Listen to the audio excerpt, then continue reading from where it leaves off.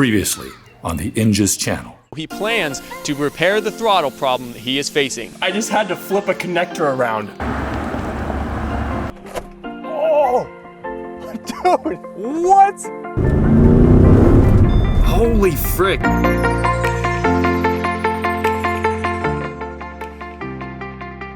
Hey guys, Chris Fix here. Welcome back to the channel, guys. Last video you guys watched on this SL550, I basically fixed all the problems with the car by just reversing the throttle connector. And as stupid as I think that was, I was still elated to have that problem fixed by such a simple thing and not have to take the rest of the car apart like I thought I was gonna be doing. So that was really exciting. But this video, it's just the last push, just getting everything I can finished on the car. We got the bumper to get painted. Fender liner that was broken in two pieces, I already put back together, so we just need to put that in the car. The front left tire is leaking just out of the side. I noticed right when we got the car that there was a rock actually wedged between the rim and like the inner bead of the actual tire.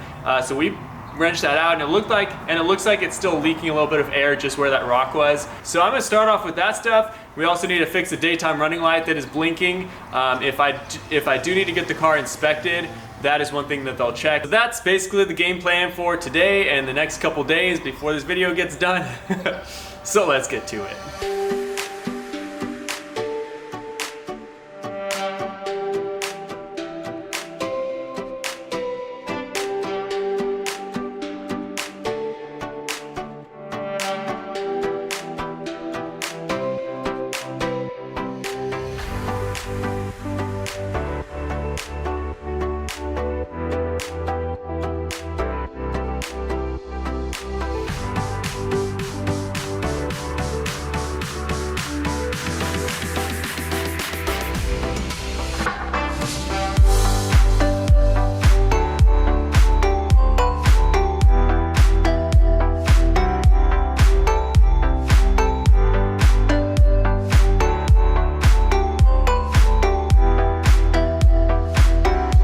I'm back a couple hours later. You guys can see the tire is holding air just fine. And it was a complimentary tire patch. Apparently Les Schwab does them for free. So that's awesome. But right now, while the wheel's off, I'm going to take the inner fender liner out again. I do need to add, and I might just do that right now, a little bit more material to the bumper area here. And I do actually need to bring it out about a centimeter or so. So I'll probably end up just doing that right now and then sanding it maybe tomorrow.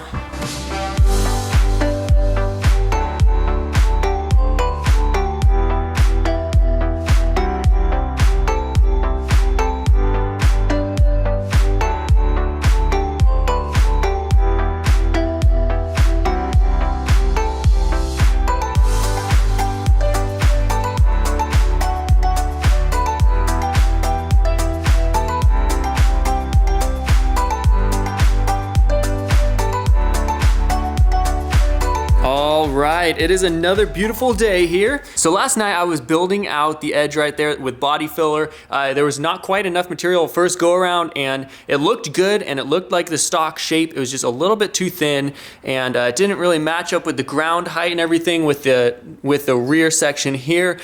So I went ahead and built that out. So I need to resand it and shape it for the final time today. So I need to take this car and flip it around in the garage. I'm gonna point the nose out that way so when I'm sanding, it all goes out instead of, you know, lingering all in here.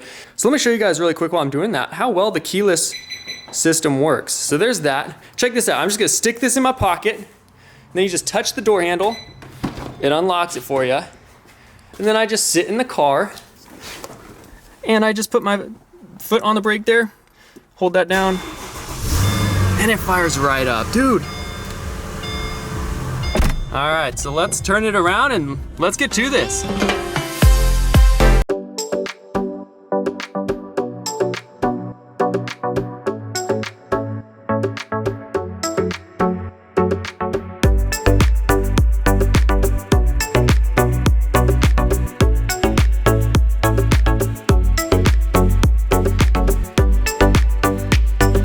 Dang guys, it is coming out really well so far. It doesn't look like a whole lot, but it looks better than it did. At least it's all just one color now. So what this is glazing putty. This is what I put over body filler. Body filler is a lot rougher. It's a lot less viscous when you put it on. So like this glazing putty it seeps into the cracks a lot better. And so I just put some glazing putty right over the body filler just to fill in all the little pinholes, all the little cracks in there. Now the next step is literally just to sand this thing down and then sand it with a really fine sandpaper, then prime it, sand it again, and then paint it.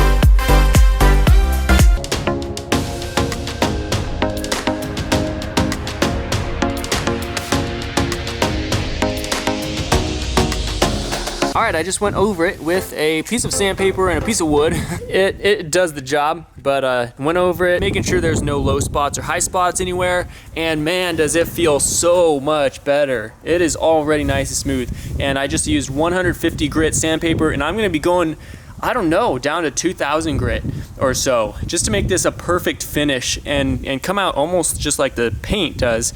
And yeah, I couldn't be any more happy with that.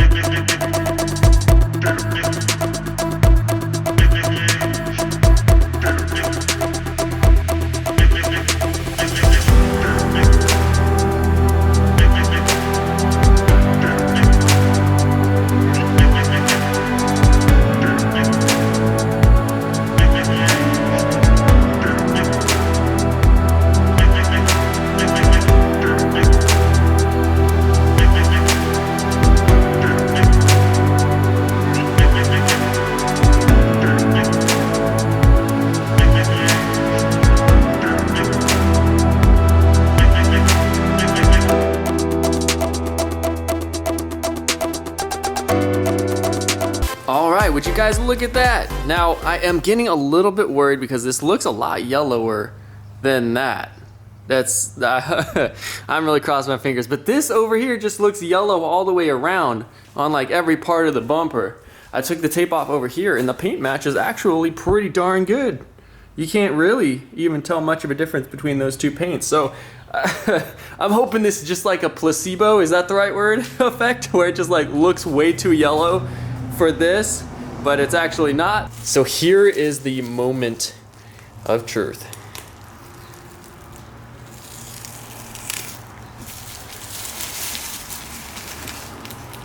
There is definitely a hard tape line there. But overall, it's not too bad, not too bad. I'm gonna have to buff it out, see how it looks, but the paint match, I don't know, man. Cause like over here, it looks pretty spot on. But over here, it looks like it's a little bit darker. Maybe it's just cause it's just clearly more contrast. Over here, I'm not sure. Maybe it's just brighter over here, I'm not sure. Anyway, yeah, it's painted at least. I mean, paint is paint. I am not worried about it. I'm just gonna keep an eye out for a used AMG from Bumper, try to get one at a good price as one pops up. Anyway, so while the bumper's off, I'm actually gonna start diagnosing the flashing daytime running light issue, and I'm gonna see if the car will read a code or, you know, throw a trouble code if I put LEDs in the fog lights, and I mean, maybe LEDs in the high beams. I'm not sure. I'll throw them in, see what the car says. If it throws codes, I'm just gonna plug in the stock stuff and not worry about it just yet. At some point, I'll probably convert it to LEDs with the resistors and everything I need. But I'm just gonna do it really quick, figure out that daytime running light issue so that I can pass the inspection for this car if it needs one, and go from there. All right, I figured out the issue with the blinking daytime running light. Turns out this car does not like LED lights at all. It's not a wiring issue, actually. It was actually just, it doesn't like LEDs. Down there is the LED light that is blinking right there. So what I did is actually I took this halogen turn signal bulb here and put it in where that LED one is, because it's a T10, it swaps right in, and it turned on and lit just fine, and there was no code on the dash anymore. And to confirm my suspicions, I actually installed an LED fog light as well, and guess what happens? It flashes too. It's like a freaking airplane or something. Anyway, it does not like LED bulbs. So I'm just gonna run to AutoZone real quick. And then I'm also, of course, there's a lot of exposed wire there. It just, someone mentioned, I think it's biodegradable sheathing on the wires or something, and it all just fell apart. So I'm just gonna, I don't know, probably just electrical tape, who knows? Yeah, so anyway, solved the problem. All right, well that was a much easier fix than I expected. I got an assistant out here because we're gonna slap that bumper on really quick. But if you guys check this out, I push on lock and both those lights light up like they should. And you guys can see here, there are no warnings, no lamp is out, no check engine lights, nothing on this display. I'm super happy. I just realized fixing those lights and putting this bumper on, these are the last things before this is a 100% running and driving car on the road with no flaws.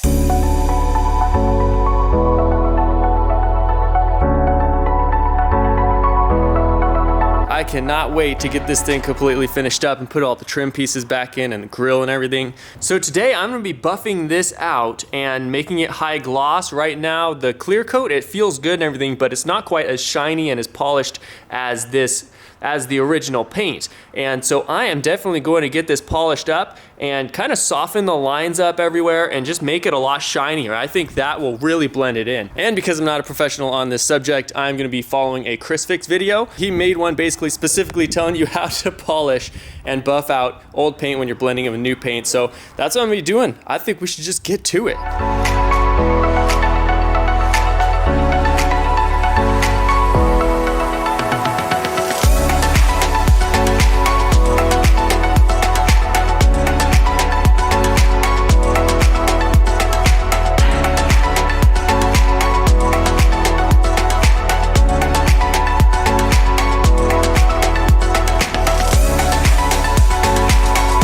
And with that done, I'm gonna make these red spots disappear. And there we go, good enough for me. All right guys, so here it is, and I cannot believe my eyes still. This is crazy. And man, it came out so well. It looks like the bumper was never even damaged. I literally can't even tell a difference. Just looking at it, especially if you didn't know, you wouldn't know. But man, that came out really, really well. And as long as the bumper doesn't break, I think this is gonna be a permanent fix right here. Of course, I think I'll still keep my eye out just for a stock AMG bumper, a nice used one for a good price, and see if I can get my hands on one. But if not, I mean, this thing came out so well.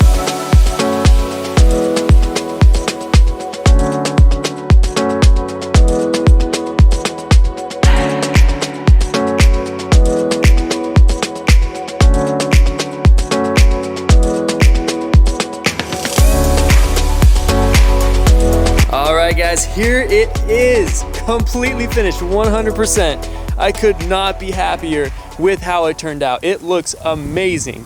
And I'm glad that the last couple fixes, like the light blinking DRL and everything, were stupid easy. And man, it's sitting 100% done. I got all the fender liner, all the under panels and everything put back on, and it is looking so good. Man, I cannot wait to get the paperwork done on this thing. I seriously just can't believe that it turned out this well. The bumper turned out that well. You can't even tell, especially in this daylight. You cannot even tell. If you looked at this car for the first time, you would not be like, oh, there was bumper damage. You would never know unless I told you. That is crazy, and it looks so good. The last thing I'm gonna do in this video is definitely give this thing a fresh wash. It is completely filthy. It is so dusty. I had to do a lot of cutting and a lot of painting and everything, and you guys can just see there is a thick layer of dust on this thing. So let's get it washed.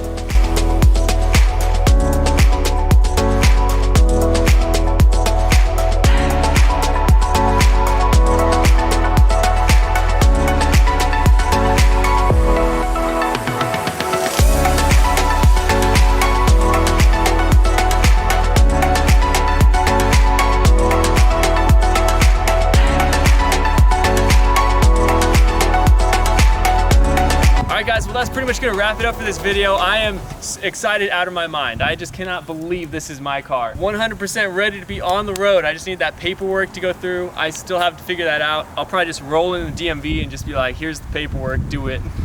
And just see what they say. But that's pretty much it, guys. Thanks so much for watching. I know this isn't like a super huge build, but it was one of my dream cars. Even from just a few years ago, I always wanted one just like this. And when I saw it come up at Copart, I was kind of just like, these things are so rare that I should probably just pull the trigger if it's not too much damage and it's run and drive. And I'm very happy I did. Lord Kurt just posed me the question, if I could have told myself 3 months ago, what'd you even say? If 3 months ago Inja knew how this would turn out right now, would it have been a good buy? Yes. Would he have still done it? Him was I probably definitely still would have bought it. If I knew all the problems and everything I know now back then, I probably still would have gone through with it. It was a lot of work. It was a lot of work. But it was a very good learning experience for me, and I'm glad you guys were helping me out along the way. I mean, there were stuff that I would never have thought to look at, but you guys told me, you know, what it was. So anyway, guys, I appreciate all your help. This has been an awesome project. More to come on this. I got something very spicy I will show you guys next video. So stay tuned, guys. Thanks for watching. I'll see you next time.